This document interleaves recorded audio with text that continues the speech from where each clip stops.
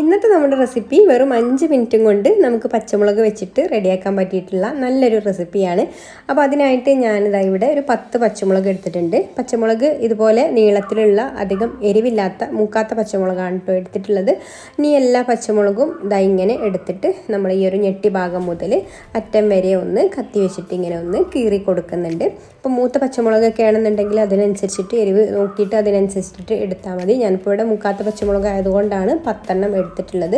അതുപോലെ ഇനി കൂടുതലായിട്ട് പച്ചമുളകിൻ്റെ ഫ്ലേവർ വേണമെന്നുണ്ടെങ്കിൽ പച്ചമുളക് ഉപയോഗിക്കേണ്ടി വരും. അപ്പോൾ അങ്ങനെയാണെന്നുണ്ടെങ്കിൽ ഇതിൻ്റെ ഉള്ളിലുള്ള കുരു മാറ്റിയാൽ മതി കേട്ടോ. കുരു മാറ്റിയാലും പച്ചമുളകിന് എരിവുണ്ടാവില്ല. ഇതിപ്പോൾ അതിൻ്റെ ഒന്നും ആവശ്യമില്ല, എരിവില്ലാത്ത മുളകാണ് കിട്ടിയിട്ടുള്ളത്. അപ്പോൾ എല്ലാ പച്ചമുളകും ഇതുപോലെ നമ്മൾ കീറി കൊടുത്തിട്ടുണ്ട്. ഇനി സ്റ്റൗ ഓൺ ചെയ്തിട്ട് ഇതുപോലെ ഒരു മൺചട്ടി വെച്ച് കൊടുത്തിട്ടുണ്ട്. ചട്ടി ഇവിടെ ചൂടായി വന്നിട്ടുണ്ട് കേട്ടോ. ഇനി നമുക്കിതിലേക്കൊരു 2 ടേബിൾ സ്പൂൺ വെളിച്ചെണ്ണ ഒഴിച്ചു കൊടുക്കാം. വെളിച്ചെണ്ണ ഒന്ന് ചൂടായി വന്നതിന് ശേഷം നമുക്കിതിലേക്കൊരു 1/2 ടീസ്പൂൺ കടുക് ഇട്ട് കൊടുക്കാം.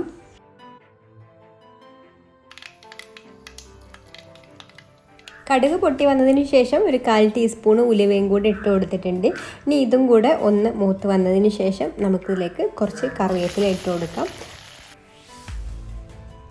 ഇനി നമ്മൾ എടുത്ത് വെച്ചിട്ടുള്ള 10 പച്ചമുളകും ഇതിലേക്ക് ചേർത്ത് കൊടുത്തിട്ട് ഇതൊന്ന് വഴറ്റിയെടുക്കാം. പിന്നെ നിങ്ങൾക്ക് ഈ വീഡിയോ കണ്ടിട്ട് ഇഷ്ടമായിട്ടുണ്ടെങ്കിൽ ഒന്ന് ലൈക്ക് ചെയ്യാൻ മറക്കരുത്. ഇഷ്ടപ്പെട്ടില്ലെങ്കിൽ ഡിസ്ലൈക്കും ചെയ്യാം. അതുപോലെ തന്നെ നിങ്ങളുടെ അഭിപ്രായങ്ങളൊക്കെ താഴെ കമൻറ്റ് ചെയ്യുക. പിന്നെ ഈ ചാനൽ സബ്സ്ക്രൈബ് ചെയ്യാതെ കാണുന്ന കൂട്ടുകാരാണെങ്കിൽ ഒന്ന് സബ്സ്ക്രൈബും കൂടെ ചെയ്യണേ. പിന്നെ നമ്മുടെ ഫേസ്ബുക്ക് പേജ് ഫോളോ ചെയ്യാത്തവർ അതും കൂടെ ഒന്ന് ഫോളോ ചെയ്യാൻ മറക്കരുത് കേട്ടോ. അങ്ങനെ ഇതാ പച്ചമുളകൊക്കെ നന്നായിട്ട് തന്നെ വഴന്ന് വന്നിട്ടുണ്ട്. ഇനി നമുക്കിതിലേക്ക് 1/4 ടീസ്പൂൺ മഞ്ഞൾപ്പൊടി ചേർത്ത് കൊടുക്കാം. പിന്നെ ഒരു 2 നുള്ള് കായപ്പൊടി ചേർത്ത് കൊടുക്കുന്നുണ്ട്. ഈ പൊടികളൊന്ന് എണ്ണയിൽ കിടന്നിട്ടൊന്ന് ചൂടാക്കി എടുത്തതിന് ശേഷം നമുക്കിതിലേക്ക് തൈര് ഒഴിച്ചു കൊടുക്കാം. ഞാനിവിടെ ഇതുപോലൊരു ബൗൾ തൈരാണ് കേട്ടോ എടുത്തിട്ടുള്ളത്. അപ്പോൾ കട്ടയായിട്ടുള്ള തൈരാണെന്നുണ്ടെങ്കിൽ മിക്സിയിൽ ഒന്ന് അടിച്ചെടുത്തിട്ട് ഒഴിച്ചു കൊടുത്താൽ മതി. അപ്പോൾ പുളി നോക്കിയിട്ട് അതിനനുസരിച്ചിട്ടുള്ള പിന്നെ നമുക്കിതിലേക്ക് വെള്ളം ചേർത്ത് കൊടുക്കാം. പുളി കുറവുള്ള തൈരാണെന്നുണ്ടെങ്കിൽ പിന്നെ എക്സ്ട്രാ വെള്ളമൊന്നും ചേർത്ത് കൊടുക്കേണ്ടി വരില്ല. അപ്പോൾ ഞാനിത് നാടൻ തൈരായതുകൊണ്ട് കുറച്ച് പുളിയുണ്ട് കേട്ടോ. അപ്പോൾ ഞാനൊരല്പം വെള്ളം കൂടെ ഇതിലേക്ക് ഒഴിച്ചു കൊടുക്കുന്നുണ്ട്. ഇനി പാകത്തിനുള്ള ഉപ്പിട്ട് കൊടുക്കാം. ഇനി ഉപ്പൊന്ന് ഇളക്കി കൊടുക്കുക. എന്നിട്ടൊന്ന് തിളച്ച് വന്നതിന് ശേഷം നമുക്ക് ഫ്ലെയിം ഓഫ് ആക്കാം.